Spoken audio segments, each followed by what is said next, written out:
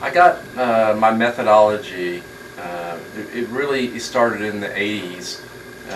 If you go back to Fidelity Investments, they had a whole series of mutual funds called you had your traditional mutual funds, but they had sector mutual funds. At that point, it was considered very risky just to invest, let's say, in technology or healthcare. Because sometimes, you'd look at the end of the year and say, what was the best performing mutual fund and what was the worst performing. In every case, the best performers were sector funds, but yet the worst performers were also sector funds. So then it became, well, how do I identify, how did I identify the best one to be in the next year going forward? And so then it became, well, it's easy. You just look for the best performers and then you put your money there, right? And that's easy, but the problem is it keeps changing what's the best performer. So that adapted in the 80s and then in the 90s.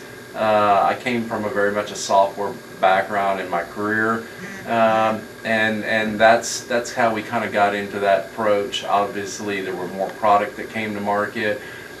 Technology brought our online tools, and then you also saw the speed of the market change a little bit. But I mean, at its core was really the availability to buy just individual pieces of the market, and then obviously you had to know, or you had to have a method to figure out, which ones were good and which ones were not good.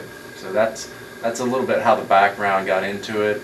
I've been doing 15, 16 years after spending 10 years in software, and so that kind of lends that background lends itself to really more taking a technical approach to the investments. What is the computer saying where I should be positioned, other than saying, hey, in terms of what some analyst is saying, and then the analyst is out of touch.